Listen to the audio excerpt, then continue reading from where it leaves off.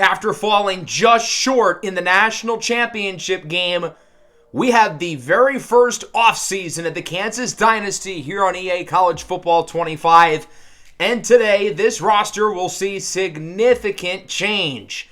Part of the reason why I chose this team is because they're very senior driven. And sure enough, these seniors led this team to the national championship. Jalen Daniels played like a top 5 pick this year. Devin Neal, the hometown guy, was terrific. Marvin Grant and Kobe Bryant led the way defensively. But well over half of our starters and all of our best players are gone. And that means we need to restart. This feels very similar to Washington losing in the national championship last year to Michigan. The Huskies had a great season and were very deserving of making it there, but they lost all of their key players, many of whom got drafted highly into the NFL, and they've had trouble rebounding. Those are the challenges that we're going to try to avoid today. Obviously, it was a terrific season one for us. We beat Texas in the Cotton Bowl in overtime, down 17-3 at the half to make it to the national championship game against Michigan, a close one that we lost 20-13 in a defensive battle. It wasn't so much that our key offensive players struggled. Jalen Daniels was not missing throws. He had a good game. Even Devin Neal, the numbers obviously don't look good, 2.3 yards per carry, but it really wasn't his fault. We lost this game up front. The offensive line, who has been good throughout the entirety of the season, got tormented by Michigan's front, led by multiple future NFL players of Mason Graham, Josiah Stewart, Ernest Hausman, Kenneth Grant. The 2 tackles allowed 7 sacks, but it wasn't just them. Even though the 3 interior guys didn't let up any, they were not much better themselves. The defense did all they could. Of course, Michigan had a touchdown with under 30 seconds by Samaj Morgan to win the game, but this loss really isn't on the defense. I don't even think it's on most of the offense either. If we had adequate offensive line play, we would have won the game. Obviously, Jalen Daniels was terrific all year, but we're going to have to replace him. Will it be with somebody on the roster? Will it be with a true freshman? Or will it be through the transfer portal? And the same can be said for Devin Neal at running back. Obviously, the receiving core is going to look different, along with the tight end position. Pretty much every player who was useful in terms of skill guys are seniors. It's an entirely new offense minus a couple offensive linemen. And then defensively, it's mostly going to be a very new group. Damani Maxson and Dakias Brinkley were obviously fantastic this year as true freshmen. But otherwise, defensively, it's going to be a massive switch. It feels like well over 75% of our core key contributors from this year will not be on the roster, including all of the star power that we had. Since we're at the end of the year, I do want to take a look at the stats around the entirety of the country. Jalen Daniels, with nearly 5,000 passing yards, leads the country with 40 touchdowns as well, albeit he threw way more passes than anybody else because we played in more games, but he only had 5 interceptions, and only Quinn Ewers, of the guys with super high volume, were really in his range in terms of not turning the ball over. Devin Neal finishes 3rd in rushing, albeit he played in 17 games. But the rushing champ, Donovan Edwards, played for the only other team who played in 17 games, that being Michigan. Luke Grimm led the NCAA in catches and yards. He passed Evan Stewart in the national championship game.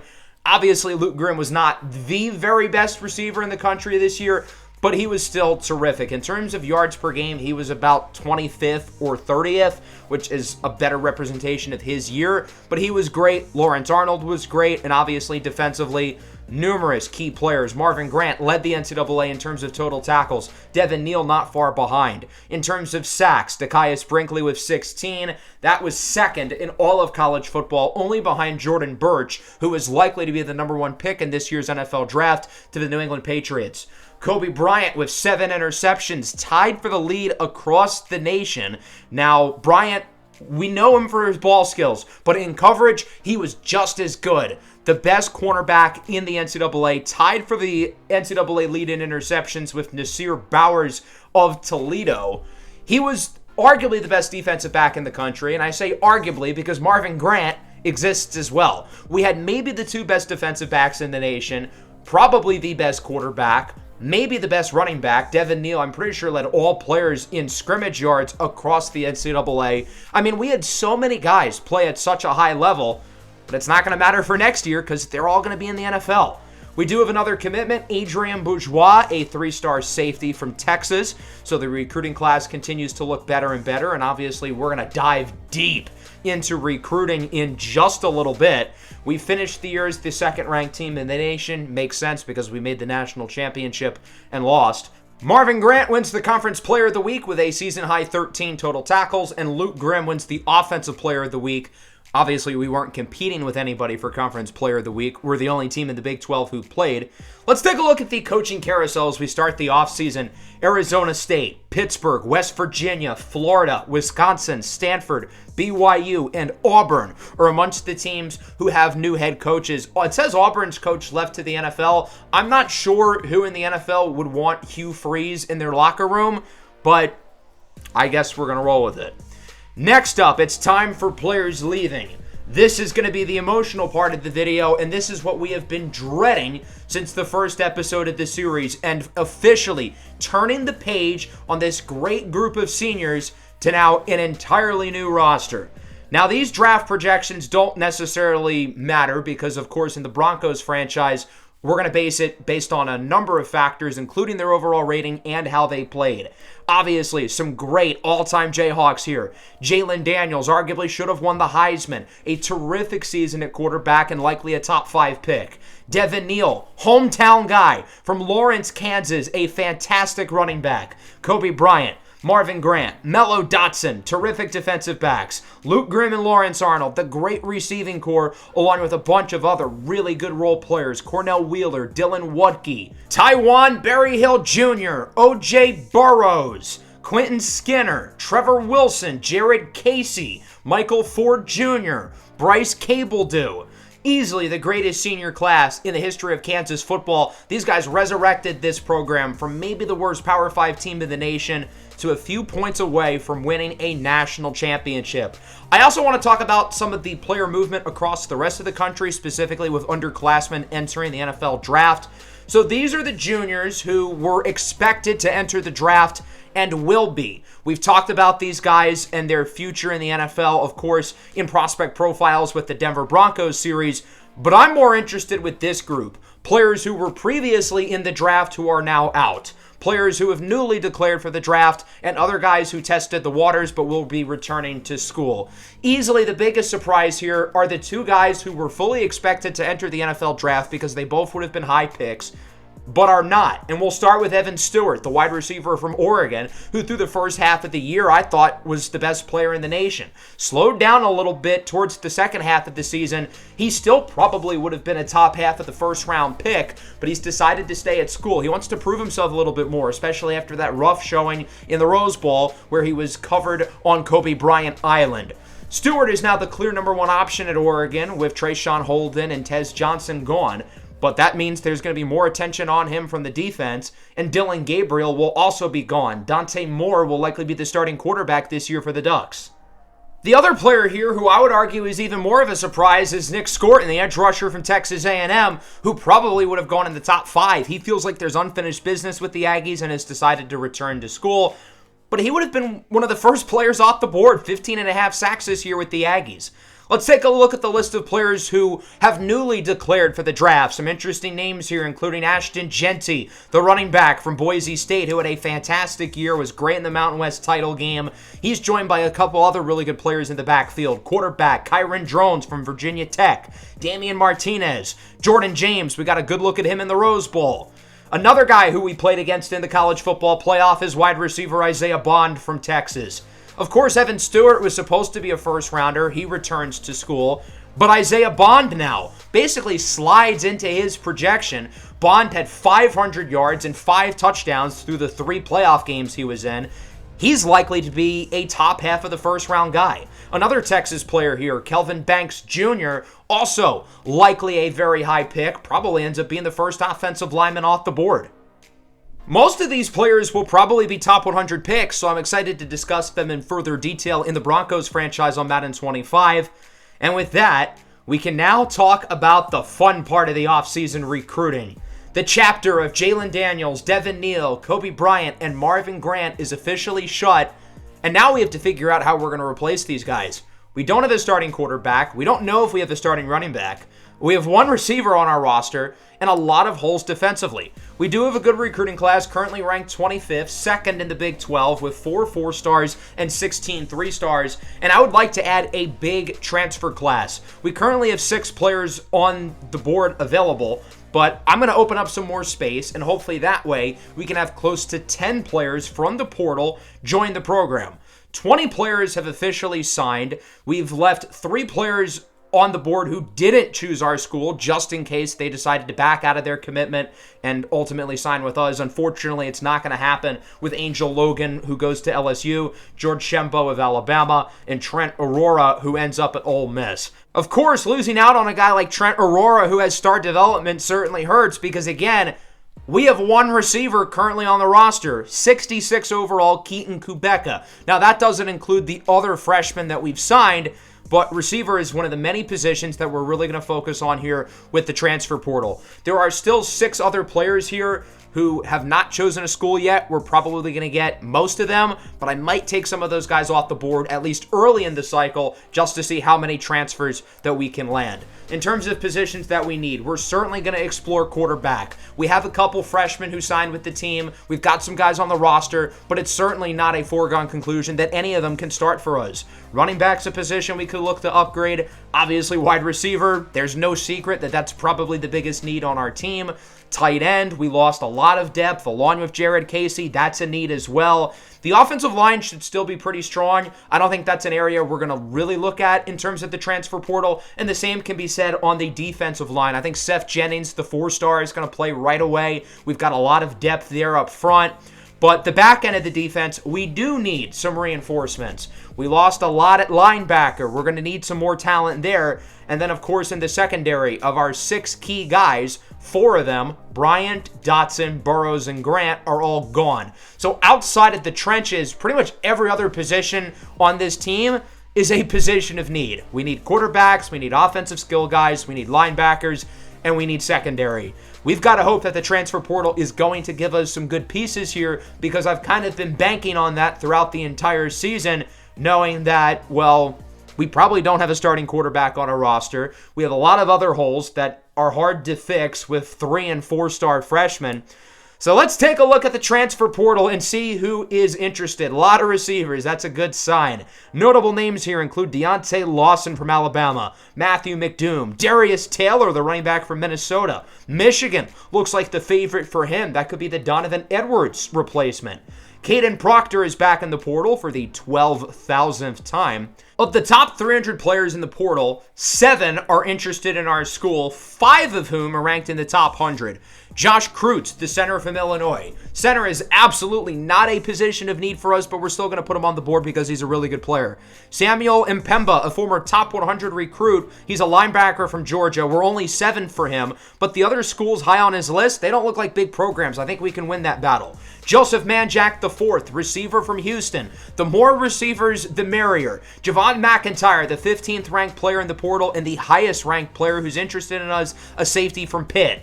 Moody Rubin, wide receiver from Stanford. Again, the more receivers, the merrier.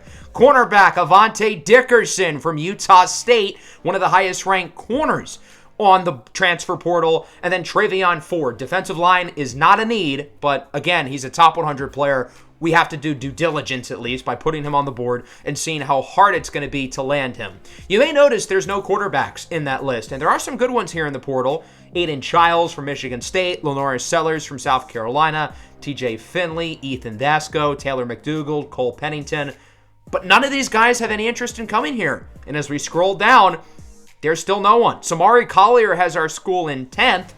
He would have been perfect to, at the very least, join our program and compete for the starting battle, but there's literally no one interested. Well, actually, there is one quarterback interested, and it just so happens to be the lowest ranked quarterback in the entire portal. Not ideal. So it does not look like we're going to get a starting quarterback out of the portal, which means one of the guys on our roster or one of the true freshmen are going to have to be our starting quarterback next year. Certainly not ideal, and I'm not sure why more players are not interested in us. We turned Jalen Daniels from a 2-star into a Heisman caliber player and a top 5 pick. In terms of running back, there's not much here. I feel fine with the running backs we already have on the roster. This isn't as big of a deal as quarterback is. So I think the plan is we're going to take Chip Calvin, Anthony Escalante, and Mo Nwokeji off the board. That doesn't mean we're not going to sign these guys. It's just that we have such a big lead on them. I'm not worried about some team poaching us for them here throughout the rest of the offseason. And because of that, that's going to give us enough room to put 12 players from the portal on the board. All 7 top 300 players I have put on our recruiting board, again, at the very least, to see how hard it's going to be to get them, along with a few other intriguing young players or other guys who fit needs and could potentially start for us. So let's meet the 12 players who we're going to be going after here from the transfer portal who we hope to have signed. That starts with the only quarterback who has any interest in us, Dwayne Coleman from Army. He's nothing overly exciting, a 64 overall. He'll be a senior next year. Doesn't have a lot of experience. Probably is not anywhere near good enough to compete for a starting job with us. So it's official. We're not going to get a starting level quarterback out of the transfer portal, but we are going to get some starting level receivers. Joseph Manjack III from Houston, 6'3", 205 pounds. He's an 81 overall, so at least in terms of overall rating, he's around the level that Lawrence Arnold and Luke Grimm are. Good route runner, solid hands. He isn't especially explosive after the catch, but he can move a little bit. Solid season this year with Houston, 618 yards. He played pretty well against us back in week 9, 4 catches for 66 and a score. But he's not the only receiver we have interest in. Moody Rubin had a terrific season this year for Stanford, and I think him and Manjack could be a pretty good 1-2 punch. Rubin's only a 76 overall, but based on his production last year, I think he's a lot better than that. Really solid athlete, pretty good hands, pretty solid after the catch, and he's a good enough route runner. He had nearly 1,000 yards this season, leading Stanford in receiving, and they had some good receivers, specifically Alek Ayomanor, a talented junior who is one of the late entries for the NFL draft. 900 yards, and he had some really eye-popping games against some good teams like Virginia Tech, Louisville, and Clemson. Philippe Wesley from San Diego State, only a 71 overall, but he's a guy who very well could compete for a starting job as well, especially if we miss out on Manjack or Rubin. Really athletic, really good with the ball in his hands. He isn't a particularly good route runner, though. Definitely not somebody we want as our number 1 receiver, but if we have other guys who defenses can focus on, then maybe Wesley's the guy who's going to take the top off the defense. He was with a deep San Diego State receiving corps and really has not gotten any playing time with them, did not register a snap last year, but I do think he's a guy who could be a good fit for our offense. And then Emmanuel Ross, a 2-star, his recruitment was open, so that means that he's not a very highly ranked transfer portal player, but I actually really like this guy, and I think there is some upside with him. He's going to be a redshirt freshman last year, pretty athletic. He's super raw, but I actually do think he could compete for a role, possibly as the wide receiver 4 with Keaton Kubeka. I think he's got an intriguing skill set. Josh Kreutz, the center from Illinois, and the son of former Chicago Bear Olin Kreutz. He's an 82 overall, kind of capped as a run blocker, but he's pretty solid in that area. Really good in pass protection, only let up 1 sack this past season. We do have Bryce Foster at center, so if we get him, we're probably going to have to move someone to guard. Trevion Ford from Toledo started his career at our rival Missouri. Kind of a one-trick pony as a pass rusher, but he knows how to win with power.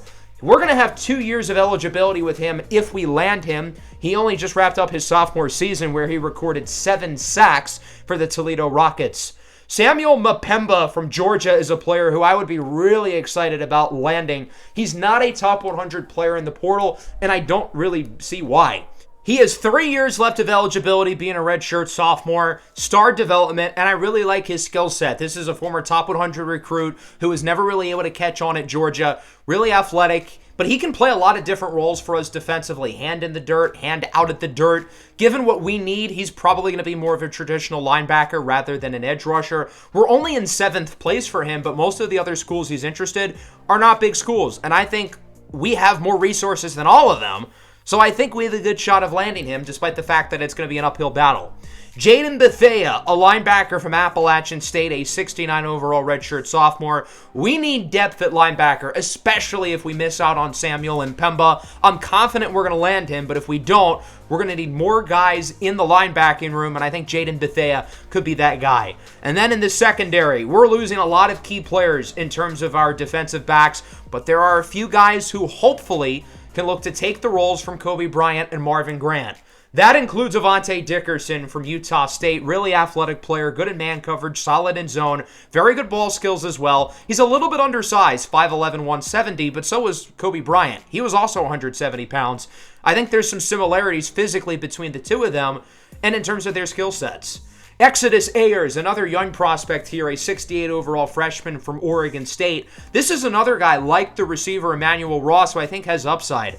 As you can see here, he has a long ways to go, but he's really athletic. He has a ton of room to grow, and with impact development, I think this guy could be a starter down the line. His recruitment was open. There's not a lot of teams interested in him, but I think we might have found a diamond in the rough. And then best for last, at least in terms of ranking, is Javon McIntyre, the safety from Pitt. He's tied for the highest rated player on the Pitt roster as an 86 overall. Even though he's listed as a free safety, I think he would probably fit better at strong safety in our scheme. And there are a lot of similarities, in my opinion, to Marvin Grant in terms of somebody who's really good in the run game, really solid tackler, maybe not the best in coverage, but somebody who's going to fly around the field and make plays for us. It's going to be hard to replace Kobe Bryant and Marvin Grant, but I think Avante Dickerson and Javon McIntyre, who both have very similar skill sets, can hopefully do that. These are going to be tough battles to win, but I think we can do it. We're going to put as many resources at least into the key guys right away as possible. In terms of the big fish, like Joseph Manjack, Josh Kreutz, Travion Ford, the two defensive backs, they're already down to 5 schools, which means we can schedule visits for them right now. So I've organized the transfers into 2 groups. This first group are the guys who I think are going to play right away, the highly ranked transfers. We're going to put as much recruiting hours into them as possible. I want to go all in on getting them. And a number of these guys are ready for visits. We're going to have them come in right away. I feel like there's no reason to waste time. I want to win these battles quickly and try to get ahead of the other big schools interested. Even though we haven't figured out what any of these players' wants are, we do know what their number 1 overall deal breaker is. So because of that, that's the activity we can focus on in the visit. There are going to be some tough battles here. Some big schools are going after these guys, or at least most of them. Avante Dickerson doesn't really have any big schools he's interested in, which is a good sign. But for everybody else, Manjack is interested in Oklahoma. Josh Kreutz is interested in Michigan. Travion Ford is interested in Ohio State. Javon McIntyre is interested in Notre Dame. So we've got to get ahead of the curve on those guys quickly. We're also going to schedule a visit here for Kion Sample. Really close here with Baylor and Army. I want to lock up his commitment now. And now we're out of recruiting hours, so this is how we're going to use the first of our 4 recruiting stages in the offseason. And we do have a new commitment, offensive guard Kion Sample. More depth for the offensive line. He was graded out as a bust, but I do like him. In terms of our transfers, we're doing really well. Reuben, Wesley, and Mpemba are down to 5 schools. We're in first place for all of them. We do lose out on Jaden Bethea. He is down to 5 schools. We're currently in 6th. But he was one of the young guys I wasn't really as keen on getting, so I can live with that. We're in first place for Ross. We're in first place for Ayers. And now that we have an extra spot on the recruiting board, I'm going to add another receiver. Jeremiah Smith Yates, a sophomore from Louisville, a height, weight, speed guy, 6'4", 190 pounds. He's only a 65 overall, but I do like the athletic upside. And if we get him, again, I think he could compete for possibly being our wide receiver 4. Even though he only has normal development, I think there is some intriguing upside given his size and athleticism. So he's a guy who, like some of the other lower-rated players on the board, we're going to go after tentatively over these next couple of weeks. Joseph Manjack is still down to 5 schools, but we're in first for him, which is a good sign. Josh Kreutz is not looking too good with. Even though we had him visit in week 1, Michigan has taken the lead. For Travion Ford, it's not looking good either. We're in first place, but Ohio State appears to be very interested in landing him. It is not going to be easy to beat out either Michigan or Ohio State, especially considering those 2 guys have already visited. So I really don't like our chances in terms of landing them, but I'm still going to try at least this week. I figure it's worth a shot. With Javon McIntyre, I don't think Notre Dame's going to offer him, so that's good news in terms of landing him. We've got a few more guys ready for visits. Mudia Rubin's going to come in this week. Philippe Wesley is going to come in this week, as will Samuel Mpemba. We're in first place for all of these guys, and I think we're in a really good spot with all of these races. There aren't any super big schools going after these guys, so I'm very confident that we're going to land all 3 of them. Otherwise, we're going to go and give as many recruiting hours to these players as we can. We now know many of the pitches we need to give for them, so we're going to switch from sell the house to hard sell. For Josh Kreutz, we only know one of the three, but based on his number one deal breaker, I can infer this is the one that he cares about. It's a little bit of a gamble, but considering we're losing in the race for him, I have to do anything I can to get him, even if that means taking a big gamble. For Travion Ford as well, we're going to go hard sell mode. We're losing in that battle, even though we're technically in first place. Ohio State is right on our tail, so we need to be focused. We're going to give points to the lower-rated players on the board as well. We still have 35 hours left, but there's no other way I can use these hours. We're putting the most amount of recruiting hours into everybody left as possible. We've scouted everybody. We've given visits to everybody. There's literally nothing else we can do. Let's simulate the week, and we get a lot of news. The only two true freshmen left on the board, center Luis Roche and cornerback Gio Chinasa, have committed, along with a number of transfers. Philippe Wesley, the wide receiver from San Diego State, will be a Kansas Jayhawk. That's a big get for us. Receivers, obviously, a big need. Samuel Mpemba, a really intriguing young player. We're going to have him for 3 years, and I'm very excited about his athleticism joining our defense. I think he was ranked way too low on the transfer portal list. I'm surprised there weren't other big schools he was interested in. As for everybody else, we're in first place for all of them, even Josh Kreutz and Travion Ford. I thought that we were going to be out of those two battles, but now we're the favorite to land both of them again. Most of these guys are down to 3, and a lot of them are going to be committing after this week, obviously.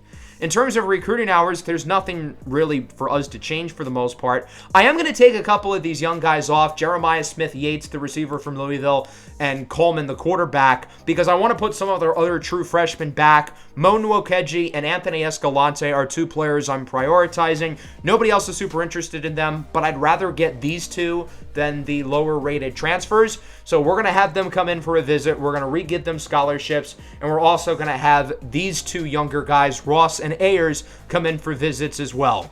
So we're going to get a lot of these guys hopefully to commit.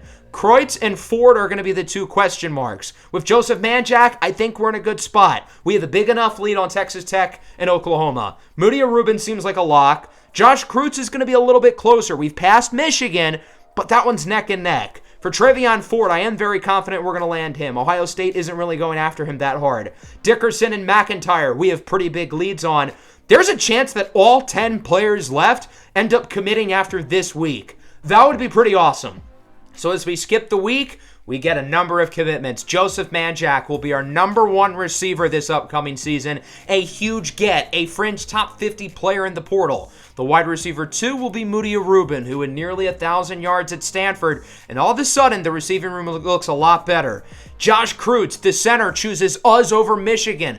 After the first week of the offseason, I thought there was no chance we'd land him, but we get him and Travion Ford, who picks us over the Buckeyes. The two highest-ranked players who were interested in the portal, Avante Dickerson and Javon McIntyre, they joined the fold as well. The secondary looks a lot better than it did 10 minutes ago.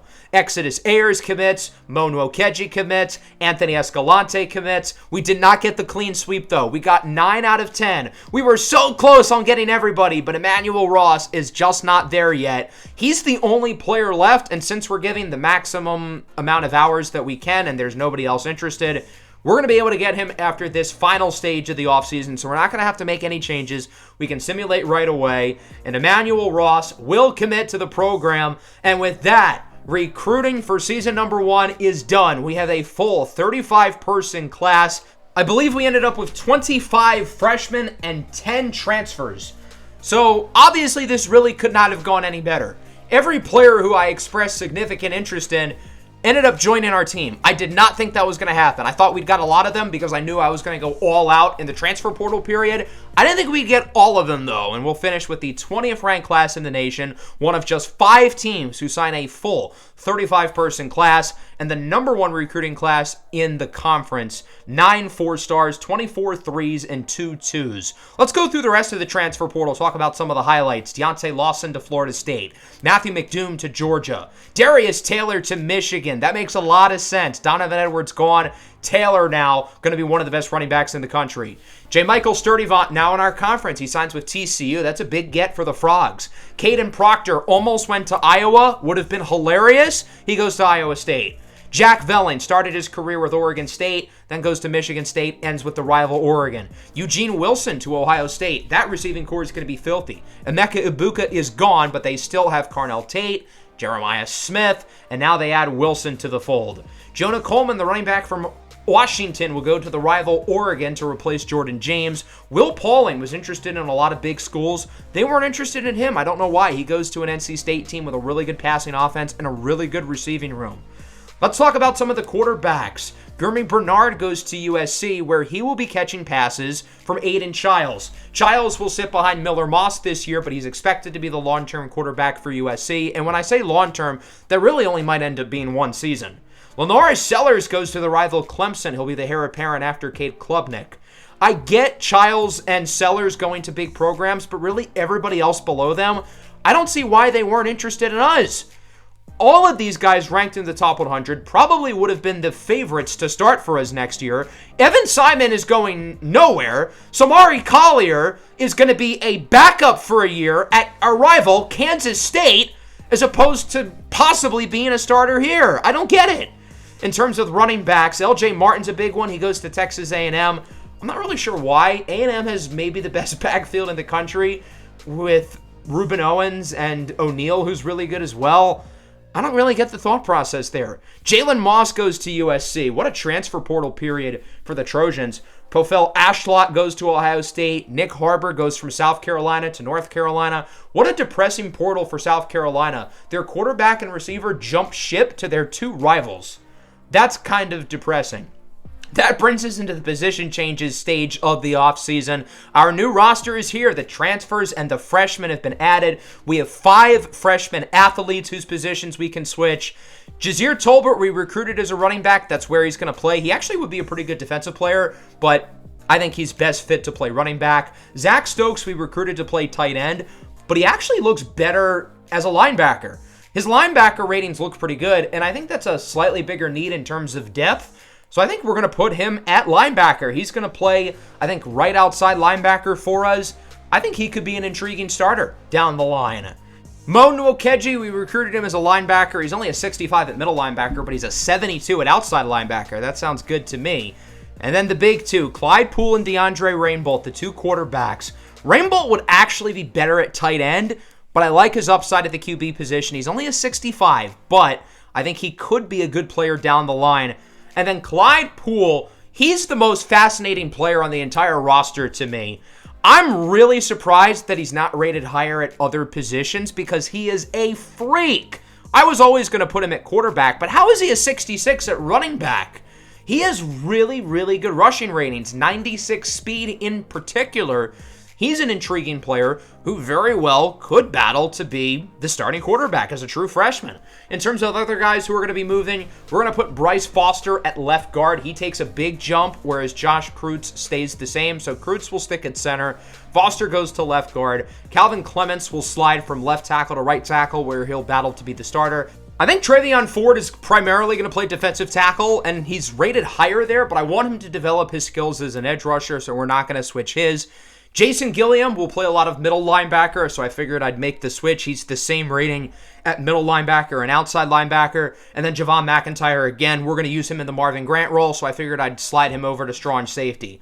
Along with position changes here, by the way, we finally get to look at the overall ratings for all of these freshmen.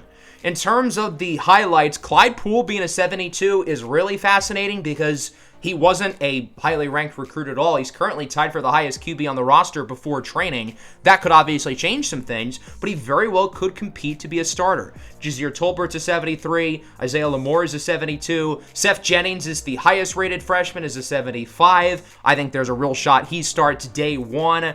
Devontae Crispin, the highest ranked freshman, I believe, is a 73 at outside linebacker. And pretty much everybody else is in the mid to high 60s, pretty much in the same range.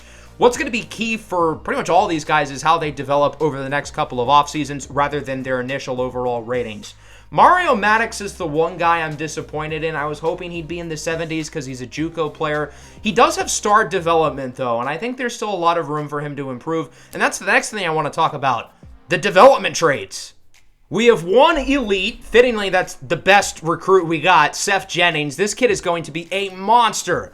Isaiah Lamore has star development. As I talked about, Mario Maddox has star development. A few other guys have star, including quarterback DeAndre Rainbolt, which is a big one. Rainbolt will not compete for the starting job this year, but I think he's got upside to be the long-term starter. Clyde Poole only has normal. I kind of figured he would. He was ranked way lower as a recruit than Rainbolt. Poole's ratings were always better, though, and that is translated into overall. He's a freak athlete. He's got a really strong arm. He's actually pretty accurate as well, but much of his ratings are capped. He's not going to get much better than this.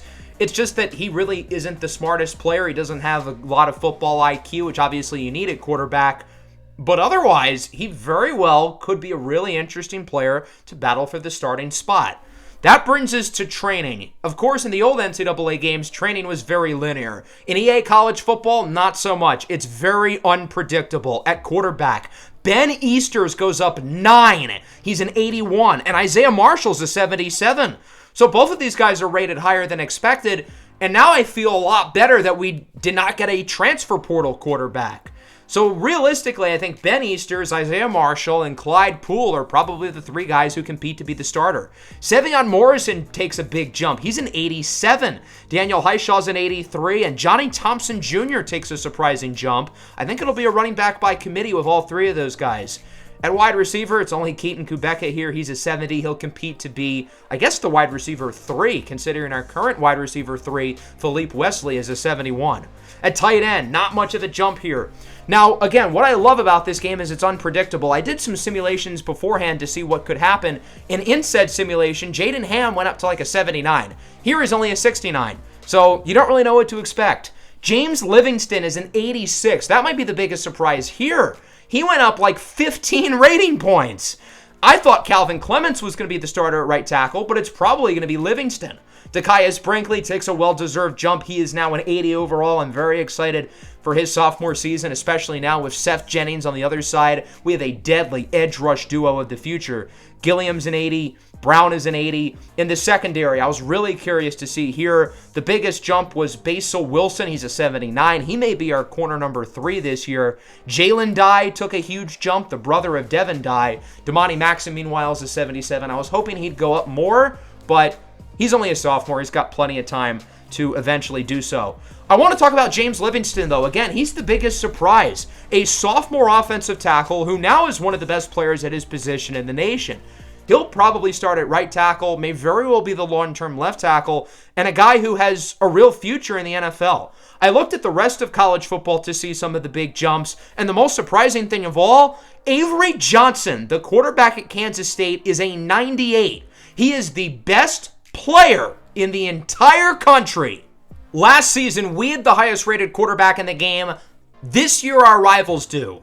Look at his accuracies, almost 99 across the board. So Johnson, a true junior, now pretty much becomes the favorite to be the top quarterback off the board in next year's draft. Malachi Nelson takes a huge leap. He's a 95. Miller Moss with a big jump as well. Malik Murphy goes up a lot. Big jump for Quentin Hayes from Air Force. Again, very unpredictable, which I love about this game. Big jump for Julian Sayin. He'll be the starter at Ohio State. Ty Simpson will be the starter at Alabama. At running back, Gavin Sawchuk is the highest rated player here. Big jump for Dylan Edwards because, of course, Kansas State gets everyone to go up. Him and DJ Giddens in that backfield is going to be insane. Kansas State might be the favorites in the Big 12. Evan Stewart, the highest rated receiver, not a major surprise. Brandon Innes being the highest rated for Ohio State is really interesting, though. I figured it'd be maybe Jeremiah Smith or maybe Carnell Tate or maybe Eugene Wilson, but it's actually Innes. Jeremiah Smith is an 87, the same rating as fellow sophomore Ryan Williams. At tight end, Oscar Delp leads the way. On the offensive line, the third best player here is a freshman. That's crazy. Again, unpredictable. He wasn't even like a super highly rated recruit at UCLA. A lot of Alabama and Georgia here on the offensive line, and then at right tackle, a bunch of future high picks. Jonas Savanaia, Francis Mauinoa, and Emory Jones, all guys who open the year as projected first-round picks. On the defensive side of the ball now, Ruben Bain leads the way at defensive end. Not too far behind him is Nick Scorton, who projects to be the top non-quarterback off the board in next year's draft. He arguably could have been this year other than Jordan Birch, but he wants another year at Texas A&M after 15.5 sacks last year and will be the favorite for all the big defensive awards. Abdul Carter leads the way at right end. Big jump from Matayo Uyunglele. Got a couple sophomores is there as well. Defensive tackle led by Peter Woods of Clemson. At linebacker, more freshmen. Williams from Virginia Tech. Chris Cole from Georgia. I love seeing these freshmen and sophomores being amongst the best players at their position. Sammy Brown at Clemson. He's going to be a really good player for them. At corner, Avion Terrell leads the way. The junior for Clemson had 6 interceptions a year ago. Have a lot of juniors and sophomores here. And then at safety, no surprise, Caleb Downs of Ohio State. He'll be a projected first-round pick going into the year. And then at strong safety, another highly rated sophomore, Peyton Woodard out of Oregon. So certainly some fun here in training results and a lot of unpredictability. That adds a really fun variable to this series. All of our freshmen are pretty much the same ratings right now, but all of them are going to have very different progression throughout their careers. Now it's time for the not-so-fun part of the offseason. We have to cut some people to bring the roster down to 85. We're going to start with Cole Ballard, who I recently learned is the son of Chris Ballard, the general manager of the Colts. Ballard in real life, I think, is technically the backup to Jalen Daniels and may very well be the starter next year, which is ironic because he's the worst quarterback here. We're going to cut some of the offensive linemen as well. We don't need all of these guys as depth, especially the lower-rated seniors. I hate to cut the upperclassmen, but we have too many young players on this roster who I have a lot of hope for. We're going to get rid of a number of these guys on the defensive line. We have too much talent here with Travion Ford, Dekias Brinkley, Seth Jennings, and a lot of good depth players. Graydon Grimes is a guy who played a little bit last year, looked really good in limited action, even won a National Defensive Player of the Week. He's a guy who I think could be quite good. And then narrowing things down as well in the secondary, which could have been a big weakness going into the year, but with Avante Dickerson and Javon McIntyre now leading the way, I'm really excited about that duo. Custom conferences, this will be fun. We're going to start by creating the new look Pac-12, headlined by much of the Mountain West, Boise State, Colorado State, Fresno State, Utah State, San Diego State. I also added Sam Houston State. They had a really good season last year, and geography makes enough sense, and I wanted an even amount of teams. The Mountain West adds New Mexico State to keep things even. As for the Big 12, I've talked about the idea of adding Florida State and Clemson. Might happen in the future, but I wanted to keep the conference the way it is for at least one more season. The ACC will stay intact, but the ACC is going to need a big year. Otherwise, FSU and Clemson may very well jump ship. If they do jump ship, some teams to watch out for include Tulane, North Texas, Memphis in the American, App State, Southern Miss, Texas State, Louisiana, Coastal Carolina, James Madison in the Sun Belt. I'd also look at Notre Dame as well. Now that the Power 4 conferences get an automatic bid into the playoff for the conference champion, I could see Notre Dame finally making the switch. So that brings us into the preseason. We're going to open the year ranked number 10. Honestly, I think that's higher than we should be. Washington, for instance, I don't even know if they were top 25 to start this year, and they're in the exact same position that we are now. Who do you guys want to see in non-conference play? As I said at the beginning of the year, we have to bring back the border war with Missouri. That's definitely happening. The other two games they have us for are Fresno State and Florida State. FSU could be especially interesting with the possibility of them joining the Big 12 in the future. I'll probably go through some of the rosters as well, try to find some really fun teams, especially Group 5 teams who I'd like to play against, but I'd also like to hear what you guys have to say in the comments. As for Big 12 play, last year our in-conference regular season schedule was really easy. This year it's not. Arizona with Noah Fafita. Arizona State. Utah, a conference championship rematch. UCF is good. Texas Tech is good. Houston is ranked. I don't know why. But it is the revenge game for Joseph Manjack. TCU. Oklahoma State. And then, of course, in Week 14 against Kansas State. That game may have playoff implications, I hope. Kansas State certainly is good enough with the progression of Avery Johnson and Dylan Edwards. If our team is good, and I think we can be good, that could be a huge game, along with the fact that it's already a rivalry. So that'll wrap up the episode. I know it was a long one. We had a lot of stuff to go over, but I'm honestly really excited about this roster. I think things went super well for us. We killed it in the transfer portal. We got really lucky in terms of training results, and we've got a lot of questions with this team. 3 guys battling to be the starting quarterback. What's the running back situation going to look like with the amount of talent we have there? Who's going to start at receiver with Jack and Rubin? What's the defense going to look like? Will the offensive line rebound after last year's debacle in the national championship game? So I think next episode, we're going to preview the season. We're going to talk about our roster, specifically the quarterback battle. We're going to go over all the best teams and players across the rest of the nation. And I'm going to talk about the formatting changes that I plan on making in this series. I'm going to talk about most of it in depth in the next episode, but the biggest thing I can say is that this upcoming season and all future seasons are going to be moving a lot faster than year one did. So buckle up, because we're going to be moving quick. Hope everybody enjoyed the episode. Make sure to leave a like and subscribe to the channel if you are new and excited for more Kansas Dynasty. I am stoked for season number 2, and I hope you guys are as well. Peace out.